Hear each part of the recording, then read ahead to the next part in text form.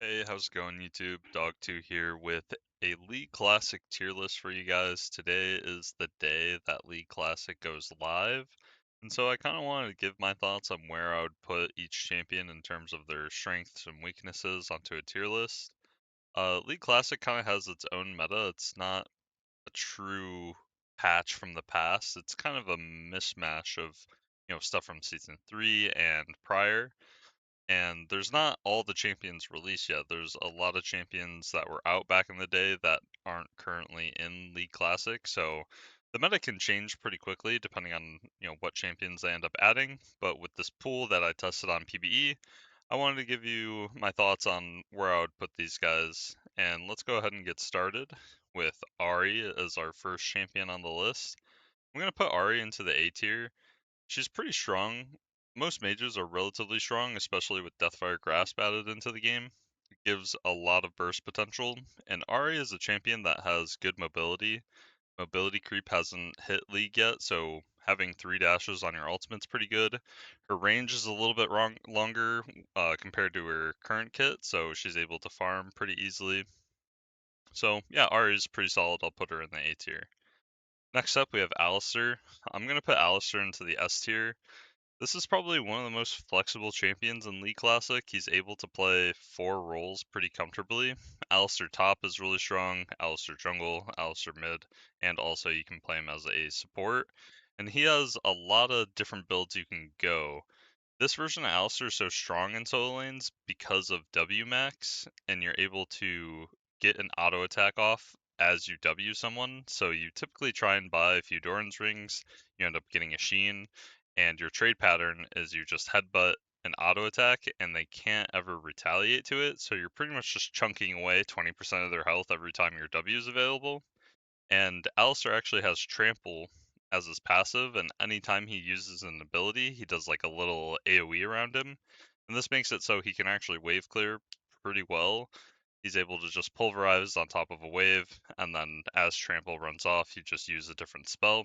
And so, yeah, Alistar's pretty strong, good engage. You can build him full AP, have a lot of burst. You can even go the Triforce Static Shiv build if your team needs AD, or if you want to play him at support, you can just go gold per 5, and he is pretty strong in all of those positions. Next up, we have Amumu. Now, Amumu is a pretty solid jungler. I wouldn't necessarily say he's the best jungler on the patch, but he definitely has 2 builds I think are solid. I think if you want and you're fed, you can go full AP and play to one-shot people with the Spectral of the Wraith. The AP jungle item with Omnivamp feels pretty strong on him. But for the most part, a lot of people are probably going to build him tanky, and I think he's a solid engage. I think there are some better junglers out there in terms of like early skirmish power or later on better utility. But if your team has a lot of AoE ultimates and they want to, be set up and you want to be that setup, Amumu is a pretty solid pick. For right now, I might move some of these picks, but I'm going to put Amumu in the B tier. He's like a pretty middle of the road jungler in my opinion. Next up, we have Anivia. I'm going to go ahead and put Anivia in the A tier. I think, like I said, most mages are pretty strong. And now that League players have gotten better, I think this makes Anivia a better champion, especially if you're someone that has mastered this character. She is very, very strong, especially with her wall. There's a lot tighter choke points in League Classic, so there's a lot more ways to abuse this, and also easier ways to manipulate creep waves with your wall as well. So a well-played Anivia can almost make it so the game never ends. It's really hard to siege, and Anivia is a great anti-siege champion. And if you ever hit 6 items with Anivia, you're almost always able to carry a game. So Anivia is just a great champ at stalling games out, great scaling, and if you've mastered the champion, it's pretty crazy. Now Annie is a mage, but I wouldn't say she's the strongest mage. I'm probably, I don't know, I might put her into C tier. I just think she has a lot of bad matchups in this meta, a lot of stuff outrange her and can poke her out pretty easily. Just most mages in League Classic, like their classic versions, their spells are just typically longer range. For example, like Ahri, like her Q is longer range than it is on live. And Annie doesn't really feel like she has that same compensation. She still feels relatively short range. She has a lot of high burst still, but I think other champions are just better at bursting with some of their abilities. For example, like we'll get into Scion. He pretty much does what Annie does, but a lot more effectively. So I'm going to put Annie in the C tier. I just think there are better versions of this champion in this game. Moving on, we have Ashe. I'm going to go ahead and put Ashe in the A tier. She's one of the stronger AD carries on this patch. Crit feels really strong, and being able to, stack a few Doran's Blades, get something like IE into Phantom Dancer. Ashe is typically able to just arrow someone on mid and just run them down with auto attacks. If the champion gets fed, she is actually able to carry the game pretty easily. I wouldn't say she's the strongest at like any phase of the game for AD carry. She doesn't feel like the strongest early game or the strongest late game, but she kind of hits a nice middle ground and has good utility. So I'm going to put her in the A tier. Okay, next up we have Blitzcrank. I don't think Blitzcrank is particularly that strong right now. I think people are mainly only going to play him as a support, but for early game damage, it's not like you hook someone and they're instantly able to die on this patch level 1. And there's just a lot of supports that feel a lot more useful than Blitzcrank. And especially if you miss your hook, you end up just being a walking sack of gold. So I think Blitzcrank is a pretty high risk, high reward. I'll probably move him up to C tier because he can be good if the enemy team is running like a lot of range champions, are really squishy and don't have a lot of people to tank the hook. It's just there's a lot of beefy characters in this game. Even the mages, a lot of them are going to be building stuff like Rod of Ages, making them have a higher HP pool. So it's hard to kill people off of hook, and then you're not really getting a lot of stats as support. So you're kind of just running around trying to hook people, and if you miss, you'll probably end up dying. So I just don't think Blitzcrank is currently the strongest support on the patch, but he can be niche and can counterpick, and if you're good at landing your hook, then you're probably going to find success, but I wouldn't rate Blitzcrank that highly. I'm going to go ahead and put Brand into the... I'm deciding if I want to put him into A tier or B tier, but I think since Brand, he is a pretty solid mage. He doesn't have his ticking passive when you land your 3 spells, but his spells in general just feel like they hit a lot harder in this version of League Classic, and he has longer range. I wouldn't say he's like the strongest, but he is actually able to flex into top lane because he has like pretty good damage against tanks with his burn. And that was one of the metas back in the day, is like mages like Brand and Vladimir and stuff like that were going top lane. So he is more flexible than other mages in that aspect. I don't think Brand support is particularly that strong. Brand without gold doesn't feel scary at all as to live, where it's like, okay, Brand support just pretty much needs Leandries and he'll be cooking. On this brand, you do want AP so that your abilities actually do more damage. But he's a solid mage. If you get good at him mid lane, he can definitely, carry games and do enough damage to, get your team across the finish line. Next up, we have Cho'Gath. I'm gonna go ahead and put Cho'Gath into the C tier. I don't think this version of Cho'Gath is like particularly strong. Um, his E isn't the way it is on live, where you get the 3 auto attacks. It's just a toggle that makes it so your spikes keep going out. So he doesn't have as much kill pressure as he does currently in current league, and I think there's a lot of matchups top lane that can be really hard for him, especially some of the bruiser or auto attacking champions that can just run him down. So I think he can counter matchups where they have a little bit of poke, but not enough to get through the Cho'Gath passive, and if he is able to scale, he can turn into a monster. But he feels relatively easy to outplay with his Q and his W not really being that point and click. It's like pretty easy to dodge a ranged Cho'Gath Q, and then you only have to deal with the silence if you're already on top of him. But if you're a stronger champion than Cho'Gath and you're already on top of him, typically the silence doesn't hurt you too much. So yeah, for right now, I'm going to put Cho'Gath into the C tier. For our next AD carry, we have Corki. I'm going to go ahead and put Corki into the S tier. I think Corki is the strongest AD carry on the patch. His passive giving him true damage per auto, and his Q being able to land instantly instead of being a projectile, is very strong. His Q auto and just early trading is really hard for a lot of AD carries to deal with, and you'll probably pick Corki, and if people aren't that good, you'll probably end up getting a lot of kills. Corki scales pretty well as he's, able to go Triforce, Infinity Edge, and crit in League Classic just hits really hard. So anytime a champion can build crit items as an AD carry and, have enough range to either get in there and burst you or, win the early game, snowball your items, it's normally pretty good. And Corki is probably the strongest early game AD carry, and yeah, if you're looking to stomp games on AD, I would highly recommend picking Corki. Next up, we have Dr. Mundo. I think Dr. Mundo is not that good in League Classic. He doesn't have as much scaling as he does in the current game. He's more of a early game threat. I think if you're going to see Mundo done effectively, it's more so going to be in the jungle compared to top lane as like a counter jungler. And if you do master Mundo and become good at like counter jungling and playing aggressive on the enemy side of the map, he can be pretty good. It just feels like there's a lot of extra abilities in the game that give Grievous Wound, and Mundo isn't really able to always live through some of the high burst, especially when the AD carry gets fed and they have crit. They're able to pretty much just auto attack Mundo like 4 or 5 times, and he's just killing himself and making it easier for them, and his healing doesn't really seem to outweigh the damage in this game. So I'm going to go ahead and put Mundo in the D tier.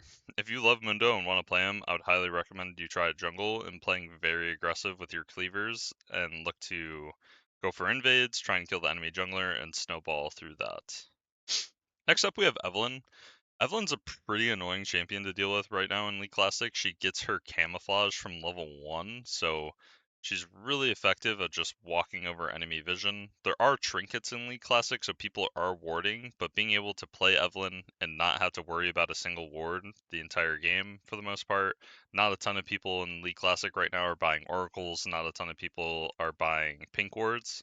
So, especially at the start, once people realize the value of those items, she's gonna I think Evelynn will become worse over time. Once people get better at dealing with invisible champions, this champion will become worse. But overall, I think this is like around like season 3, season 4 balanced Evelynn, which was relatively strong.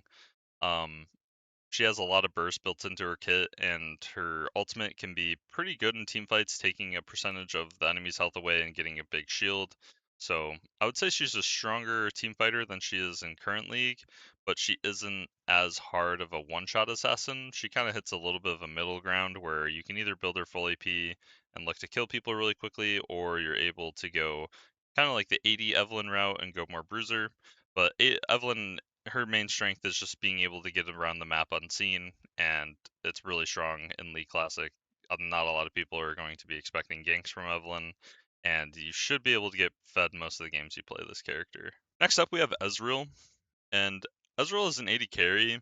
Obviously, if you're really good at the game, Ezreal is going to be a strong character, but just overall power level, Ezreal doesn't feel that strong because he doesn't itemize as heavily into crit, and crit just feels like king for AD carries. And that's honestly the main reason. The blue build on Ezreal going Elder Lizard doesn't really feel that strong, as well as going like Iceborne Gauntlet. Feels like if you want to play Ezreal and actually have damage to carry games, you kind of have to go something like BT Triforce or even throw in a Manamune in there at some point. I'm not a huge fan of Manamune right now, especially when you activate it, you go out of mana really quickly, and you kind of need to take blue buffs as Ezreal to feel like you can team fight effectively. But most of the time, blue buffs should be going to your mages, just because mages are typically stronger than Ezreal in the late game, especially, if it's like a 3-item Ahri or a 3-item Brand, you'd much rather have that champion have the blue buff compared to the Ezreal. So I think Ezreal is decent, and if piloted well, can obviously find a lot of success. I just think there's better AD carries with better scaling out there right now. I'm gonna go ahead and put Fiddlesticks into the A tier, and Fiddlesticks is incredibly annoying in League Classic. His fear is just point and click, and if you end up maxing it, it becomes really long. His silence is very annoying to deal with in lane. It just bounces around and does a billion damage to you. I think Fiddlesticks will be more annoying as a support than he will jungle, but I don't think he is the worst jungler on the patch. He does a lot of burst. He has a strong team fighting ultimate, but I think most of his power lies in his CC with his Q and his E. Just the fear duration and the silence duration is pretty ridiculous in League Classic. And point and click CC is kind of king just because there's a lot of damage in the game, especially later on. Once your 80 carries get enough crit, they can kill people in like 2 to 3 crits. Having Fiddlesticks on your side, he ults in, fears one person, that person is almost always guaranteed dead in a team fight. So Fiddlesticks is pretty strong. I think he's going to be better as a support than he is a jungler.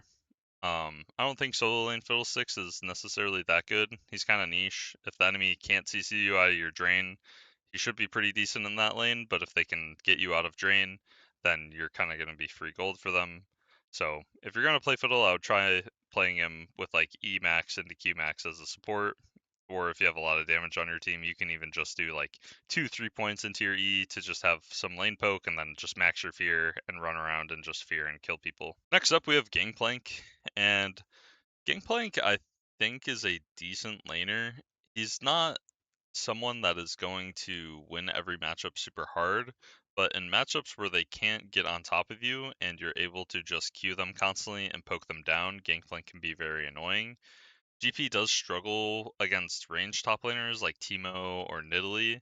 He isn't able to close the gap, but he does have okay sustain with his oranges.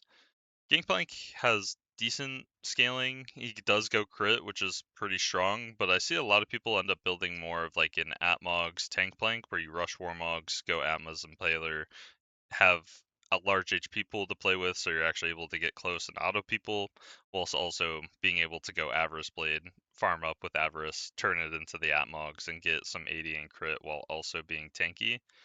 Um, I think I'm putting GP into the B tier just because he's very matchup dependent. I think there's certain matchups that are very hard losing for GP, and then some matchups where if you're able to, get out of a CC ability with your orange and poke people down, he is a pretty strong top lane pick. I don't think GP jungle is that good. I haven't seen too many of it. I know that was one of the meta picks back in season 1, but I haven't really seen people try it out. But yeah, I think GP is alright. If you like playing Gangplank, he's definitely not a bad pick, but just know there are some matchups where you're going to feel like you can't do anything. Up next, we have Garen. I'm going to put Garen into the D tier. He feels pretty underwhelming. He doesn't really have a ton of winning matchups. Like certain melee top laners like Tryndamere feel like they can just run you over. Same with something like Jax. And ranged matchups are very hard to deal with, like the Teemo, like the Nidalee. So I would say Garen kind of hits this middle ground where you want to play versus someone that isn't that high damage and you can kind of go tanky into them. I think the best Garen build is probably rushing Sunfire. If you're playing against something like a Tryndamere, once you do hit that Sunfire Ninja Tabby spike, you are able to actually kind of bully them out of lane. I just think Garen takes a little bit too long to come online and doesn't have the strongest early game and doesn't have the biggest payoff. It's not like current Garen where if you get your items, you're just running super fast and one-shotting everyone. It feels like you need to get a bit tanky on Garen first before you go into damage.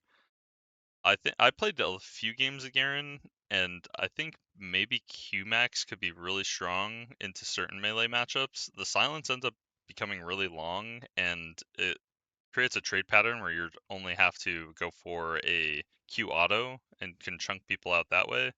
The spin feels a little bit underwhelming compared to live, so I'm just going to put Garen in the D tier. I don't think he's particularly strong. He probably has some niche counter picks that he's good into, but overall, I don't think he's anything special in League Classic. Next up, we have Gragas. I'm going to go ahead and put Gragas into the S tier. Gragas is one of the strongest mages on this patch. He has incredible sustain with his passive, great CC with his ultimate and his E, and just some of the longest range with his Q and ulti combo. Once he gets Deathfire Grasp, if you are squishy and you're running towards a Gragas, he will always have the potential to one-shot you. He's able to lane pretty easily top and mid. I don't think Gragas has a lot of counters in League Classic, especially if you play it well. You just have to, wait for your level spikes, sustain through the lane, and Gragas ends up becoming a monster in most situations. So I'm going to go ahead and put Gragas into the S tier. Next up, we have Heimerdinger. Heimerdinger from my experience, for some reason, is a nightmare to deal with in Classic, and I'm gonna put him into the S tier. His damage when he gets his turret maxed and pops his ultimate and they now slow you as well, his damage just feels so high in this. And a lot of champions don't have a lot of ways to get rid of his turrets. Like Syndra isn't into the game, so you can't throw around his turrets freely.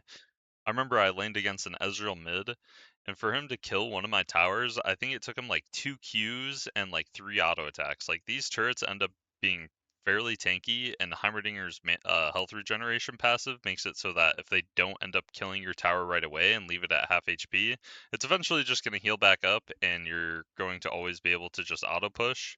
I think Heimerdinger can Dorn Ring stack and just sit in a lane and always have priority. He's really good at 2v1ing if you ever try and bring your jungler to kill him.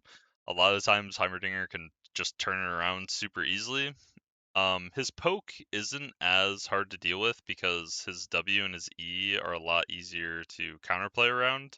A long range Heimerdinger E without his ultimate active is like probably the easiest skill shot to use. But the way to play Heimer, in my opinion, is just set up your turrets, perma push any lane you are in, and then when people come to fight you, just wait to land a point blank grenade on top of you, and then we'll just watch people melt. This champion's damage is crazy right now, and I think Heimerdinger is being slept on. Next up, we have Janna. Janna is just going into the B tier because she is very good in certain scenarios and not that good in other scenarios. That's kind of Janna's whole shtick her entire league life, where if you have things you can cancel with your tornado and your ultimate, like engage tools that rely on, just flying straight in and can get canceled by CC, Janna's really strong.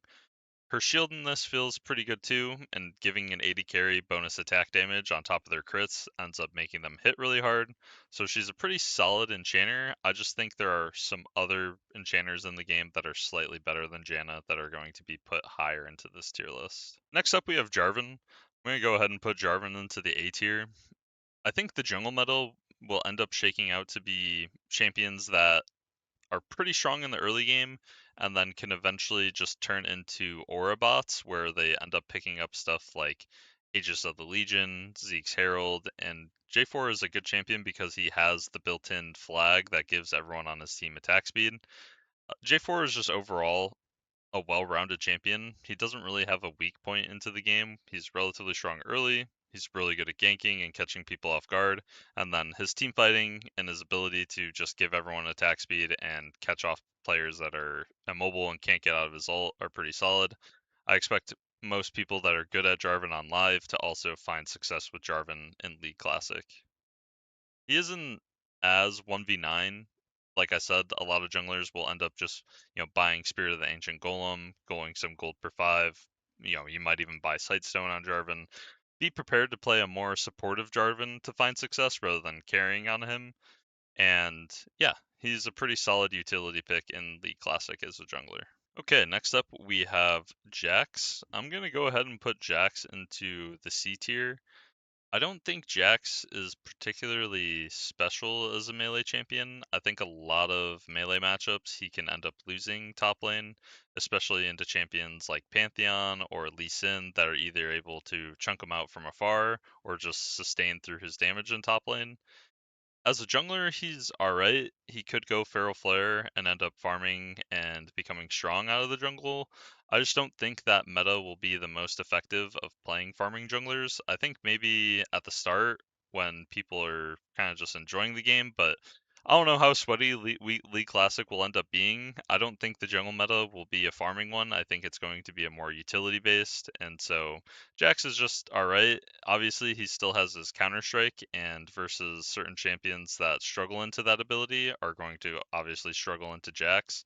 I just think a lot of matchups in this current pool of champions are not super favorable for him. So Jax is going into the C tier. Next up, we have Karthus. Karthus is like bread and butter, one of the best mages to play mid lane on League Classic. He is extremely good at pushing mid waves, extremely good at farming, and once this champion gets items, it's the same as current league. His ultimate just does so much damage in team fights. His Qs feel like they hit a little bit harder. I don't think Karthus is a good jungler. I think you should primarily look to play him in a solo lane. He does have some matchups where he can die a lot, but there is TP and revive. So if you're in a bad matchup, a lot of times it's best to just take TP revive, push the waves as much as possible, always look to farm. You know, if someone's going to kill you, try and do as much damage to them, and then you just TP revive back to lane and keep doing the same thing. They either end up losing a bunch of creeps, or you'll end up killing them on your second death. Karthus is just super effective once you have revive late game into the team fights. You're able to just, run into a Baron fight or something, be the first person to die, do a bunch of damage, revive and TP, come back and do the same thing. Karthus's damage is ridiculous, and most games you see him, he's going to be top damage. He scales really well. If you need to go tanky, you can always build items like Rod of Ages and Abyssal Scepter, and he ends up being pretty hard to even kill in his, alive form. So Karthus overall is just one of the best mages on this patch, in my opinion. The main goal of Karthus is just to power farm. The way to do it is you always push mid waves, and jungle camps will respawn so often. Don't ever feel bad about taking a jungle camp on Karthus. Just always, push a wave, go take raptors, push a wave, go take wolves, and rinse and repeat, and you will win a lot of games this way. Next up, we have Kassadin. Kassadin is also going into the S tier. Because a lot of mages are really strong, that kind of makes Kassadin also really strong. He just is very good into mage characters. Also, he is just insane scaling. Once Kassadin hits like 3, 4 items, hits his level 11, level 16 power spike, his ultimate is just doing upwards of 2000 damage, and it is not really fair. He can be punished early game, and if you play against an AD character, something like a Pantheon mid, you can get punished really hard. But for the most part, a lot of matchups are going to be favorable, especially mid lane with people playing mages. You play to scale, and you'll just collect free wins once you hit your item spikes of getting Rod of Ages, Archangels, and you have enough mana to just keep ulting people. Next up, we have Katarina. I'm going to go ahead and put Kat into the A tier. Again, mobility creep hasn't hit this game yet, and being able to have an instant point and click dash that resets on kills is sometimes a nightmare to deal with in team fights. There are a good amount of point and clicks in League Classic that can hinder Katarina. I just don't think there's enough stuff in the game yet that can stop her that makes it so she isn't worth picking. If you see a good matchup for Katarina and you pick her and you're decent at her, you're probably going to snowball and win the game. Matchups I would try and avoid are like stuff that are tankier, stuff like the Pantheon, stuff like the Kassadin, stuff like the Gragas. Those are probably harder lanes to deal with, and also probably the Heimerdinger. But if they're playing a more standard mage or someone that isn't strong early and you're able to kill them in lane and snowball that into skirmishes, Katarina is going to be a champion that thrives in League Classic. Next up, we have Kayle. I'm going to put Kayle into the B tier. Kayle is really strong when she scales, but she does take a little bit to turn online. Her E makes it so you can go range level 1, so you're not as much of a liability in your first 6 levels, but she isn't necessarily that hard scaling until she hits like the 2 item spike and you have enough attack speed to just start running people down. She is pretty one-dimensional, but her ultimate does give you a lot of utility against certain burst champions. She counters stuff like AP Master Yi or Katarina, something that needs to reset in a team fight to have success. If you see them going in, you ult the target they're trying to burst, and then if they can't burst that target and they live, you normally end up winning the team fight. So she does have a lot of good uses against some of these reset champions that you're probably going to see often in League Classic, especially at the start. So I think Kale's going into the B tier. She does struggle into mages that can poke her out, but she's pretty good if you're able to just auto shove the wave. And she plays similarly to like Karthus. You want to turn on your E, push the wave, go farm a jungle camp, push the wave, go farm a jungle camp, and then eventually you'll hit a critical mass. I just don't think she is as good at doing that method compared to something like a Karthus, just because her early game, in order to do that, you need to have like at least like one item, in my opinion. Whereas Karthus just needs like a catalyst, and he's going to be already pushing and taking camps. So next up, we have Kog'Maw. I'm gonna go ahead and put Kog'Maw into the C tier. I think for AD carries, he is one of the weaker ones. Like I said, crit is king in this and not really as on-hit focused. AP Kog'Maw feels okay, but doesn't feel like the strongest mage.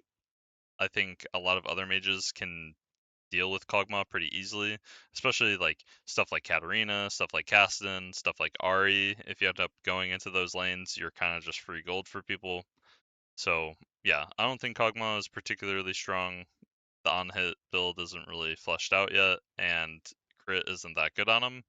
Maybe there could be a Triforce build with Kog'Maw. That was kind of the meta that ended up coming out in Season 3 during Worlds, where Trinity Force Kog'Maw being able to pop your W and get a long-range Sheen auto was pretty decent, but I just don't think Kog'Maw is particularly strong right now. So he's going into the C tier. Next up is Lee Sin. I'm going to go ahead and put Lee Sin into the A tier. Not as much as a jungler, but more so as a top laner. His W gives him a lot more sustain in League Classic, and if he wants, he can just always W max, get a Tiamat, and just perma push top lane and never die. He's kind of like a lifesteal drain tank, or one of the closest things to it in League Classic, and he is really hard to kill. He's good in range matchups, he can heal through them. He's good in melee matchups, he can normally end up getting solo kills. I think Lee Sin's one of the strongest top laners on this patch, and I expect a lot of people to find success with him up there. I think jungle, like I said, I'm expecting more of a utility style jungle role. And Lee Sin can be decent at setting up plays, like, he likes going Wardstone or Sightstone and going for insects, but I just think other junglers have more utility than Lee Sin, and I think he is a better solo laner. So Lee Sin, if you're gonna play it, I would recommend playing him top lane as kind of like a lifesteal drain tank, and he ends up becoming a monster once he gets items in team fights. Next up we have Leona. Leona is probably the best hard engage support in the game right now. Her stuns just last a while, similar to current league. She isn't too different. But yeah, if your AD carry wants setup, if your team wants setup, Leona is always a great pick to go towards. She's really tanky with her W, doesn't need a lot of gold to be effective, and yeah, Leona is a pretty solid support right now in League Classic. Next up, we have Lulu. Lulu is going into the S tier. She is very flexible. She can play top, mid, and support, and her full AP variants are really strong. She's hard to deal with early game as AP. She has a lot of point and click bursts, being able to E the enemy, glitter lance off of that, and just spam auto attack. She is a very good scaling champion. It's a crit meta where you want your AD carries to be attacking a lot. Having a Lulu W and a Lulu E on top of that just makes AD carries a lot stronger, especially with the strong scaling AD carries like the Ashe, like the Corki, like the Tristana that are going to have these crit items going into mid game. If they have a Lulu alongside them, it's probably going to be pretty hard to beat. So Lulu's going into the S tier for her strong solo laning capabilities and then her just insane utility. Next up, we have Lux. I'm putting Lux into the C tier.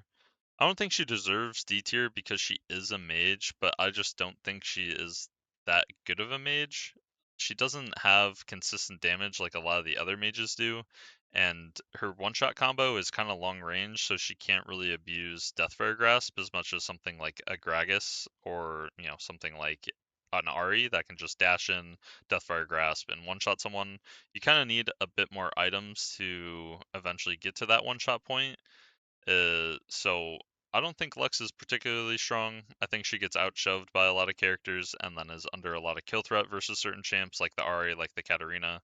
So I'm putting Lux into the C tier. I just don't think she has a lot of great matchups in League Classic and kind of takes a little bit too long to turn online. Next up, we have Malphite. I'm going to go ahead and put Malphite into the D tier. He has a lot of bad matchups in this game. It's pretty obvious with mages being so strong that Malphite being kind of an anti AD character that he's not that good in a meta where you can just end up into a lot of AP matchups. For example, if they pick something like Gragas and let's say you tried counterpicking a Tryndamere or something like that, most teams are just going to swap the Tryndamere mid, send Gragas against you, and you're just going to end up, being useless. He's just going to always poke you out of lane. You're going to be in this weird situation where you're going to want to be swapping with your own laners. I think Malphite jungle can be okay. There's kind of a meme build I like to do with AD Malphite where his current W on League Classic is kind of like a miniature Tiamat, and then you can also go Ravenous Hydra into crit and just play W max full AD Malphite and just ult in and one shot people. I think that build's pretty funny. Like I said, I just don't think it's particularly strong because I think we're going into a more utility focused jungle meta on League Classic. Next up, we have Malzahar. I'm going to put Malzahar into the B tier. He is really good at locking down targets and just melting them, and he's a pretty solid mage. I just don't think he has as much carry potential as some of the mages above him. He is pretty good at pushing waves similar to like Karthus and power farming, and I think that is going to be the most effective way to play Malzahar is by trying to just, get as much CS as possible, hit your item spikes, and then single out a target into team fights. I just don't think he has as much carry potential as stuff in the tiers above him. But he is a pretty solid pick. He's a pretty hard laner to punish, and certain matchups are nightmares. Like he's really good into melee champions that can't really deal with his voidlings. So there are good matchups for Malzahar. I think certain matchups he can get outranged, and if you end up dying once and burning your flash on Malz, you're kind of a sitting duck a lot of times, and he's pretty easy to kill without his ultimate, or if he ends up getting ganked because he can only CC one person. So Malzahar is kind of a middle of the road character to me, so I'm gonna put him into the B tier. Next up, we have Master Yi. Master Yi is going into the S tier. If there is a jungler that is going to find success with the power farming, it is going to be AD Master Yi with the Madred's Blood Razor, with the Feral Flare, pick your poison, farm the jungle, and try and 1v9. But he's more so here because of his flexibility of being able to play AP Master Yi. AP Master Yi literally feels just like Katarina on crack. Once you hit your item spikes, you pretty much have point and click dashes that reset, but you're also invulnerable, and you have an ability that full heals you and makes you tanky. So he just pretty much feels like better Katarina in most scenarios. I think he does take a little bit to go online compared to Cat, and some matchups can be bad for him if they have a lot of point and click CC to cancel your W, or if they have, grievous wounds built into their team with like a misfortune or something. But for the most part, Master Yi, once he gets scaled, is going to carry most of the games. Either if that is, I'm expecting a lot of people to lose to Jungle Master Yi and AP mid lane Master Yi.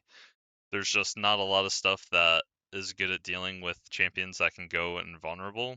You kind of have to have hard CC on your team, but even then, supports can still build Mikhails. Master Yi can eventually still get QSS, and he will hit a critical mass in the late game where his Q as AP Master Yi is just going to one shot you.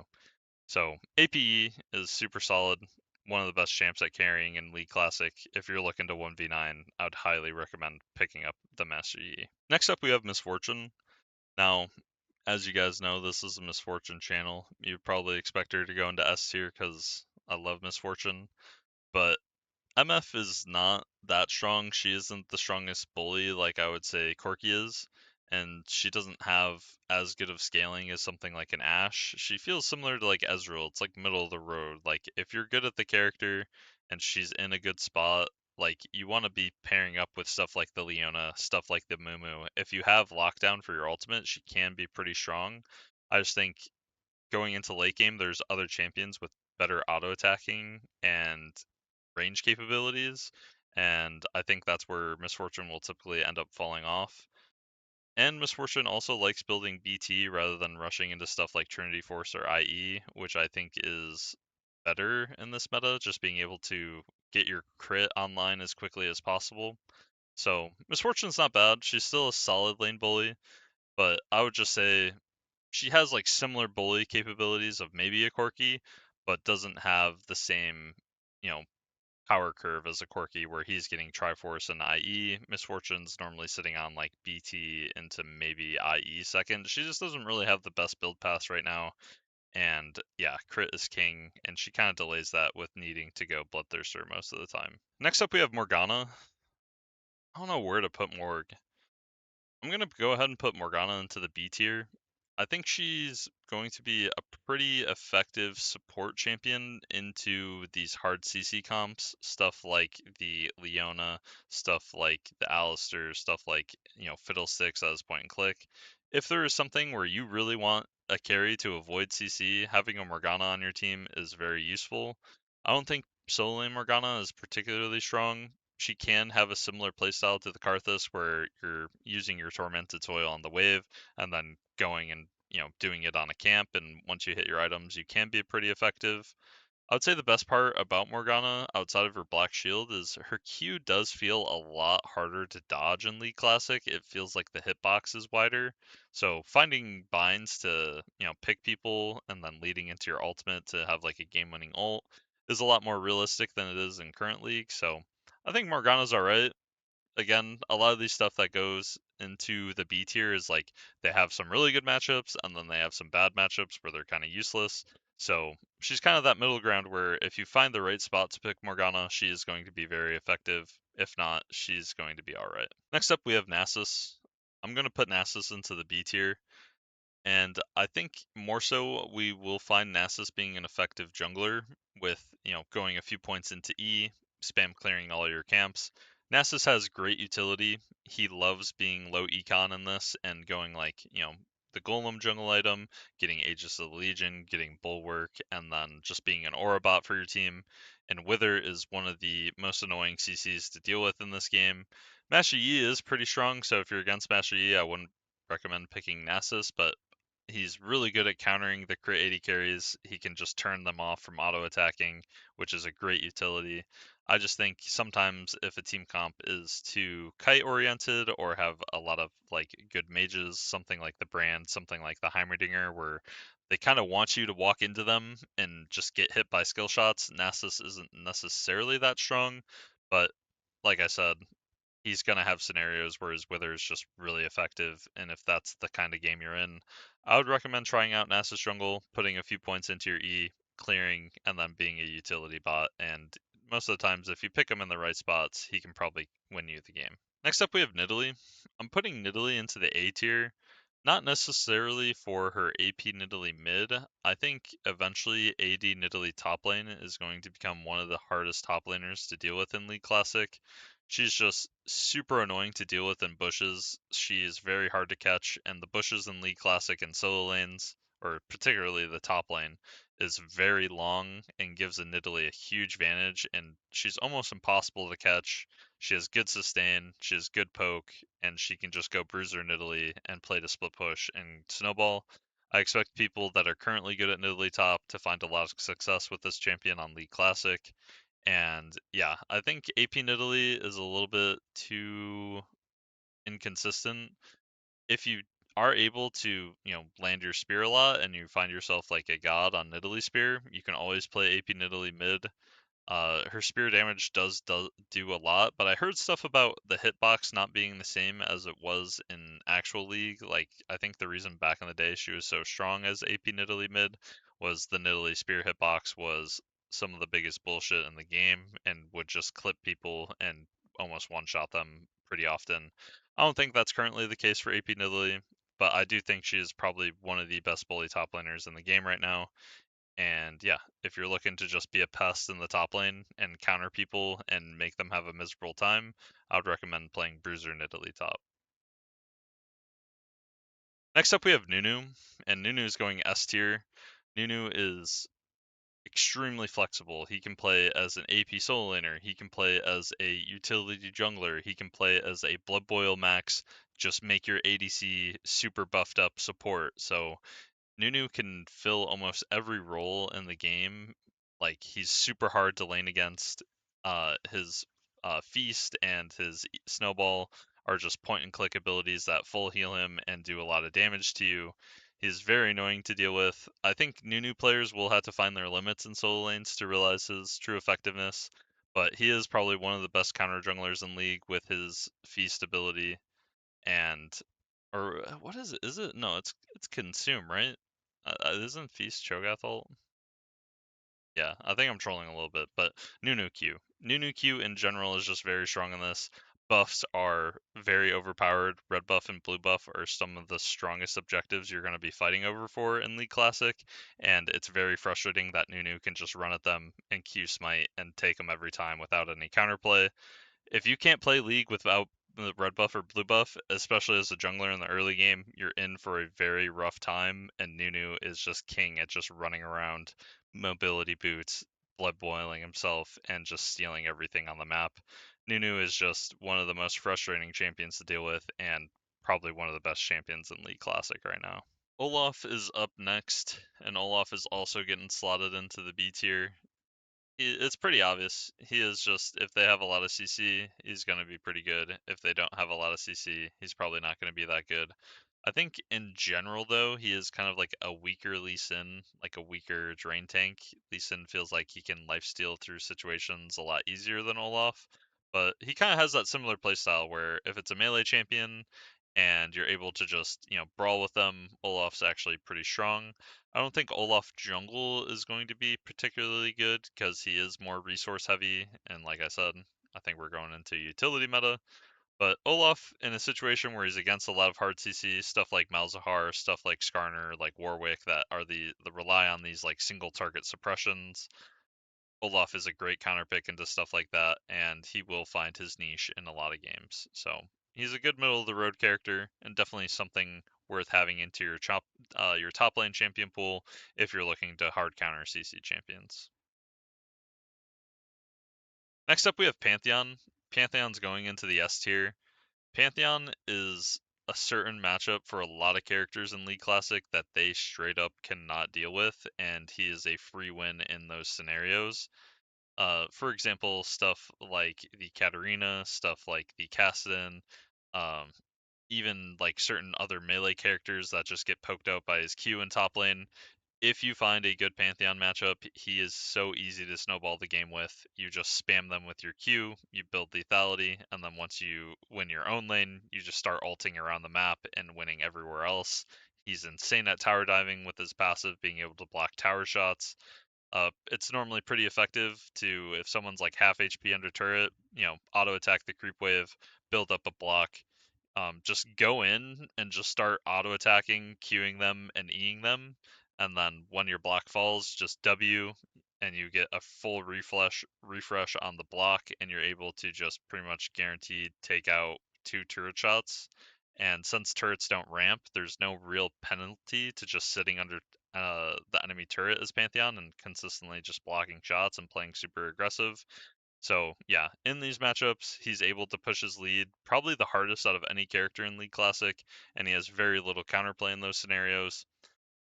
He does struggle into certain lanes, and he can get poked out if he's outranged, but just try and always swap with your team if you're a solo lane Pantheon to your best matchup possible, and you'll typically find success and be able to take over the map. I'm gonna go ahead and put Rammus into the B tier. I think as an anti AD champion, he's a lot more effective in the early game as a jungler compared to Malphite. I think he will be best as a jungler, playing more that ancient golem utility style. But I just think there are better utility junglers. But because it's Rammus, if they have like 4 AD, he's always going to be relatively strong in those scenarios. So just always watch out if the enemy team is picking heavy AD. If you want a jungle champion that can counter that, I would pick Rammus. His clear speed is relatively slow, but I would mainly recommend just, taking your buffs, taking camps whenever there's a little bit of downtime, but you should mainly be ganking and trying to force fights on Rammus to try and snowball and get your team a lead. Ryze is going into the S tier. Ryze is one of the best mages in League Classic. His damage is all point and click. A lot of his AoE, especially when he turns on his ultimate, and he just has some of the best scaling, one of the best lane bullies, and super easy to pick up. He scales really well once he gets a bunch of mana, can just CC people in his W, just do a bunch of damage in one shot. It's pretty disgusting Ryze's damage right now, and I would highly recommend picking him up if you play either of the solo lanes. You can play him top, you can play him mid. He is just a very strong champion in League Classic. Next up is Shaco. I'm going to go ahead and put Shaco into the A tier. He's similar to Evelynn with his Deceive, being able to get around wards and not a lot of people are expecting the early Shaco ganks. You know, you can set up boxes and just instantly kill your buffs really quick in the early game.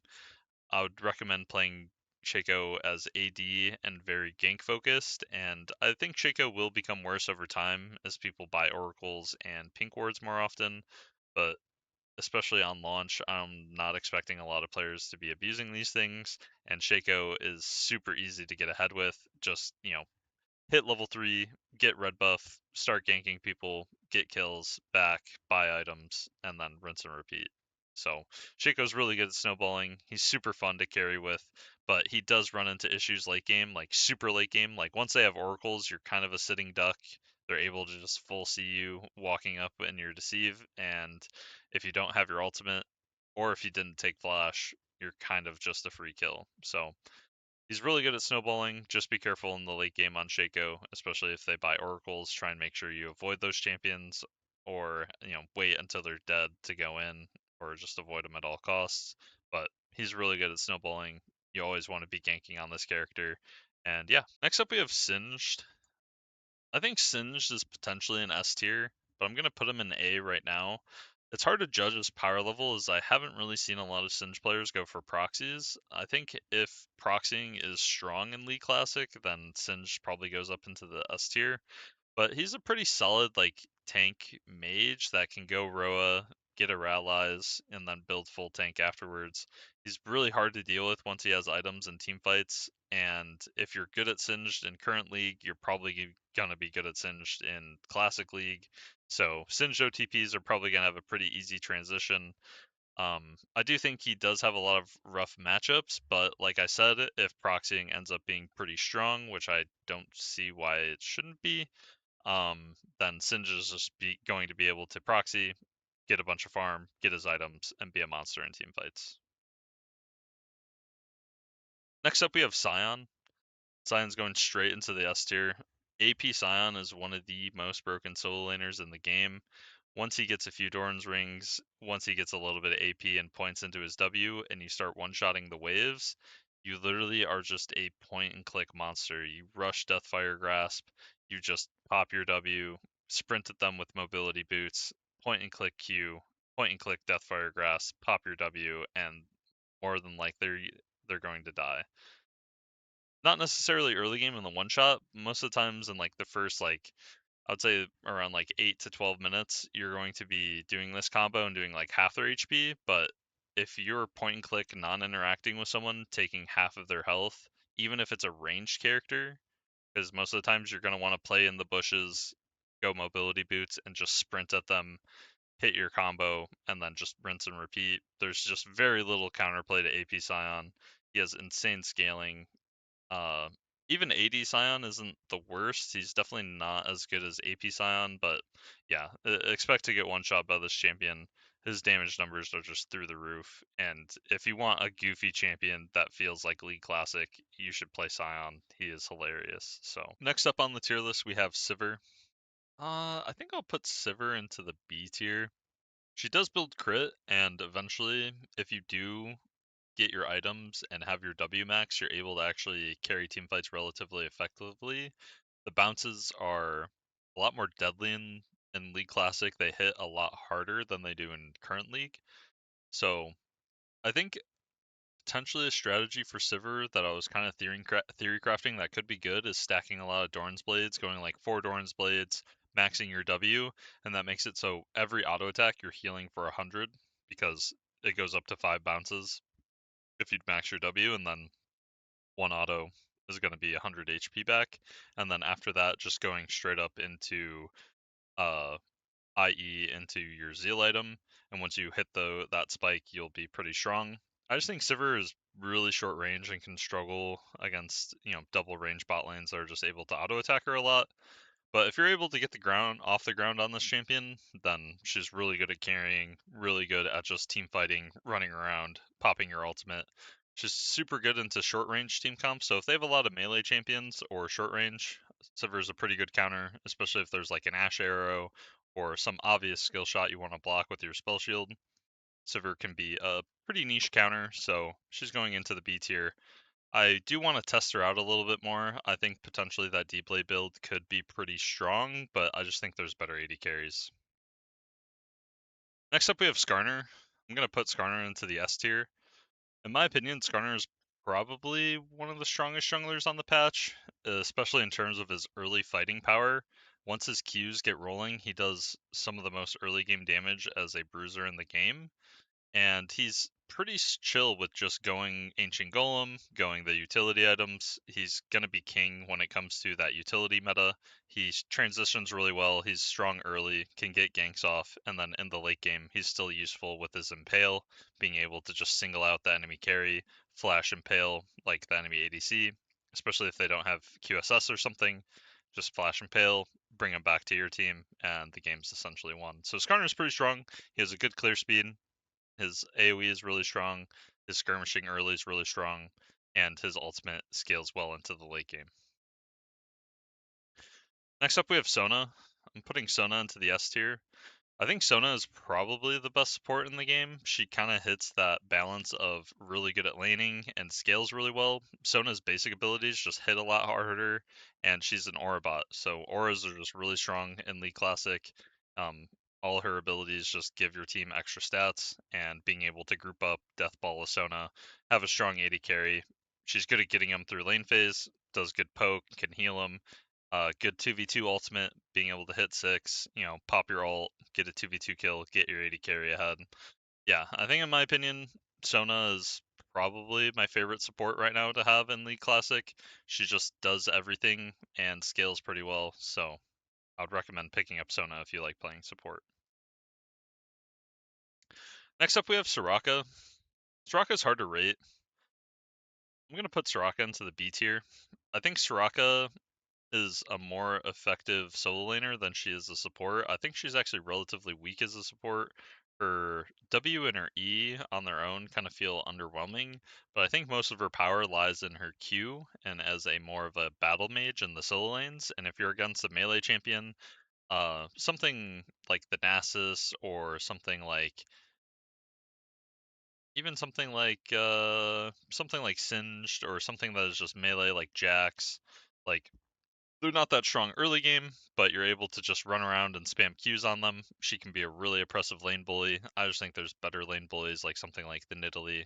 So I think Soraka can be niche and can have effective uh you know counter plays, like if you're against a melee AD character, something that is low threat in the top lane and you're able to just spam Q them, or like a short range mage mid, maybe you're against Katarina. Anytime she ults, you just save your silence for that, and then you're just spam queuing her the whole lane phase. So she can be a good counter pick. I just don't think she's that strong in support, so that's why I'm putting her down into the B tier. Next up, we have Taric. Taric, alongside Sona, is like the melee version of Sona. He is like the aura bot of melee characters and an insanely strong support. Has more early kill pressure that his stun is on a basic ability rather than his ultimate. But Taric is really good. AD carries love having it. Your team loves having it. He gives armor to your entire team. He gives AD and AP to your entire team. He can heal people. Taric can kind of do it all. He's super tanky, doesn't need a ton of items, and yeah, he's a top tier support in League Classic. Next up, we have Teemo. I'm gonna put Teemo into the A tier. I think he's similar to Nidalee, where if you are into a matchup where they can't engage onto you, you're going to be one of the nightmare matchups for certain champions, like the Gangplank, like the Olaf, like the Jax, like the Tryndamere. A lot of these people are going to be wanting to pick these bruiser style champions in the top lane, and Teemo is a nightmare for them to deal with his blind. His damage and his poison, his E feels really strong, being able to go Malady, being able to go Nashor's Tooth and just run around the map. Teemo does get countered by oracles later. His shrooms become a lot less effective later on and is stealthing. But again, not a ton of people at the start of League Classic I'm expecting to abuse this stuff as much as they did back in the day. Eventually, as people catch on and get better at League Classic, I do think Teemo will fall down this tier list, but Teemo in general is just a really annoying lane matchup for a lot of melee characters in the top lane and can just lead to free wins by bullying people super hard. Next up, Tristana. Tristana's S tier. Honestly, if I was doing this left to right, I'm not really doing it left to right. I'm just putting them in tiers. But in my opinion, I think Tristana is just straight up the best AD carry in the game. She has decent laning, good all-in potential, and she scales the best just because of her range. Being able to go crit and attack from the farthest range away makes Tristana probably the best AD carry in the game. Her team fighting's the best. Her scaling's the best. Tristana is just, if you're an AD carry main and you want something that's going to carry games, pick Tristana. You know, rush IE, get your Phantom Dancer, and start just doing a million damage and carrying games. Next up, we have Tryndamere. I'm putting Trynd into the A tier. I think Tryndamere can get countered by a lot of matchups in the top lane, but I'm mainly putting him here for his flexibility, being able to go AP. In games where Tryndamere is just able to auto attack and run people down, he is going to just be able to take over and split push. And even if you're in hard matchups like poke lanes, you can oftentimes go AP Tryndamere and just sustain through that with having insane healing on your Q, great wave clear on your E. I do think AP Tryndamere takes a little bit of time to come online. You really need points into your abilities and, at least like 1 to 2 bases to have a little bit of extra AP. But eventually around like level 7 to level 9, once you have your first base and you have abilities, you're pretty strong, pretty hard to poke out a lane, and you probably turn into the best split push champion that league has to offer. You're going to want to play him similar to Karthus, but in the top lane. Push, farm camps, push, farm camps, and then eventually you'll hit a critical mass and be able to just 1v9 and split push. TF is going into the S tier. I think in terms of playmaking supports, TF is the best playmaking support. You should almost always play him support rather than mid. I don't think as a solo laner he's that effective, but being able to play support and just go gold per fives, get a bit tanky with like Kindle Gem, Locket, build aura items on TF, and then just play as a gank bot. Just use your teleport, use your gold card, and just stun everyone and create picks. This champ is maybe not going to be the most picked at the start, but is probably one of the best supports on the patch. If you want free wins and you like just playmaking, pick TF support. I would highly recommend him over something like a Leona if you're looking to do playmaking, just because Leona is a little bit more lane phase reliant, whereas TF can get active on the map a lot earlier in creating plays. Putting Twitch into the A tier, he's just a really solid auto attacking crit AD carry. I wouldn't put him into the S tier because I do think he gets outscaled because people can go oracles eventually, and then champions like Tristana are able to just be more effective in team fights later. He's similar to like an Ashe. He has relatively good range and he has pretty good all-in power once he hits 6, but I wouldn't say he's the strongest early game carry. But Twitch is very annoying to deal with, especially if you run something like Twitch with Blood Boil Max and Nunu bot lane. You're able to almost always just run around the map, go invisible, have your Nunu Blood Boil you. You're really fast, and then you just pop your ult, get super fed. Twitch is one of the best like pub stomping AD carries. Like if people are bad and dying to your stealth and giving you free kills, you're gonna find a lot of ways to carry games. Next up, we have Vayne. I'm going to also put Vayne into the A tier. I don't think she is as strong as Corki or Tristana in power of being an AD carry, but she's kind of slots in similar to like Ashe and Twitch. She's relatively decent early game, has okay scaling, not as much scaling as something like Tristana, in my opinion. She's really, really good against tank characters and shredding down tanks with your W, but she doesn't like to necessarily rush into crit, which is something that holds her back, in my opinion, having to go BT into something like a Phantom Dancer, whereas Tristana is completely fine just going IE into PD. The sooner you can get crit online, typically the better the character is, in my opinion, and Vayne normally has to either go Bork or BT first item to be able to sustain through having shorter range. But yeah, if you're good at Vayne in League, current league, you're probably going to find success in Vayne in League Classic. Her kit hasn't really changed too much. She also can be used as a top lane bully, similar how she is used right now in League. But I think other top lane range top laners like Teemo and Nidalee are just better at bullying early game compared to the Vayne. But if you're against like a full tank and they're just like a blob champion, you're able to just pick Vayne top, collect your free win, and move on with your day. But in general, Vayne's pretty strong. I wouldn't say she's the best AD carry, but she's definitely up there. Next up, we have Veigar. I'm going to put Veigar into the A tier. His cage is instant and a pretty strong utility tool. If you're in a lane matchup where you're able to just chill, farm, and scale and not die, he's one of the best scaling champs in the game just due to collecting all the AP in the world. There are matchups where like Katarina or something that is like tanky like a Gragas and you can't one-shot it. You do struggle, but if you're able to just farm, get through lane phase unpunished, he's pretty good at carrying games. He scales really well, has high burst, and in my opinion, a pretty strong mage in League Classic. Next up, we have Warwick. I'm gonna put Warwick into the A tier. I think he is like right behind Master Yi for the best farming jungler in the game with stuff like Madred's Bloodrazor. Uh, Warwick is super easy to pick up. He never gets low from killing camps because of his lifesteal, and he scales relatively well, especially into the mid game. Once he gets Madreds, he's able to just ult someone and almost one-shot them if they're just trying to farm side lane.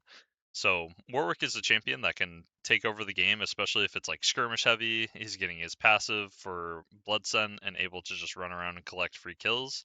But like I said, I do think the jungle meta is gonna lean towards more utility-based champions, and Warwick's a power farmer, but albeit right behind. I would say he's probably honestly a better power farming jungler than Master Yi, but Master Yi gets the nod to S tier because of his AP solo lane capabilities, whereas Warwick is pretty much residing in the jungle the whole time. Next up, we have Wukong. I'm going to put Wukong into the A tier. I think he's a pretty solid top lane champion. Uh, and he can deal with some of the range matchups better than most melee tops, just because of his gap closer and his E and his all-in potential at level 6. Like if you're against AD Nidalee or Teemo, you're still probably going to get bullied early, but at least something compared to like a Jax, you're going to be able to find those all-in opportunities and turn the tide of the lane phase. And if Wukong gets items, he feels pretty strong. I would recommend going something like rushing Ravenous Hydra into maybe getting tanky, like if you're against a Tryndamere, going like Frozen Heart. If you're against something that is AP, building something like a Spirit Visage. Um, yeah, and then after that, getting your Spellblade, getting your Triforce. Wukong is just a very versatile, strong bruiser with good team fighting and good 1v1 capabilities. If you're good at Wukong in current league, you're probably gonna have a good time in Wukong in this version of League. I would say the main difference is I would recommend maxing E rather than Q. His E is really strong in League Classic, especially the attack speed steroid and wave clear it gives Wukong. I used to actually main AD Wukong top back in the day. That was like probably my most played like character outside of like something like Lucian, but Lucian isn't in this version of League Classic yet. So Wukong's very fun. He has a lot of outplay potential with his clone, and actually can survive some of the ranged matchups once he hits 6, go for a solo kill, and turn the tide of the lane. But he can get overpowered by some of the melee tops, like Tryndamere can be a little tricky if he lands some crits onto you, can be annoying going against the Pantheon if he's just spam poking you out of lane. And some of the AP matchups can be hard, like Ryze and Gragas in the top lane. If they play a mage top, he can get outscaled pretty quickly. But overall, I think Wukong's a pretty solid bruiser in League Classic to play top. I wouldn't recommend playing him jungle though. I don't think he is that good of a power farming jungler, and he can't really go that utility style build. Next up, we have Zilean. I'm putting Zilean into the S tier. Something to mention about TF and Zilean is their global passives. TF gives everyone on his team 2 gold for each last hit, and then Zilean gives everyone extra experience on any experience they gain. And these global passives are just really broken and always guarantee your team a certain amount of gold or experience. And then I would personally play Zilean as a mage mid lane, and he has really strong wave clear. Once he has enough CDR to just start slowing people, his slow is one of the best CCs in the game. He also has a revive that counters champions like Master Yi and Katarina that are probably something you're going to see a lot of. Um, I would recommend playing Zilean relatively safe in the early game, but once you get your first base, you get your catalyst, and you have a few points of bomb, you're pretty able to just wave clear, double bomb the wave or double bomb your opponent to poke them out. Zilean is very frustrating to play against in League Classic and super easy to get free wins with in matchups where they're unable to punish you. Just watch out in the early game. Stuff that can solo kill you, like level 3, you don't want to die early. You just play safe, scale with Zilean, and then you get your 1 to 2 items, and you're one of the best utility mages in the game. And yeah, I believe that's it. That's my League of Legends Classic tier list. Let me know if you guys would change some of these positionings, and they're all also going to be more champions added, I believe, on release. So if you want to see me updating this tier list when new champions come out, let me know. But other than that, thank you guys for watching, and don't forget to like and comment, and I'll see you guys in the next one.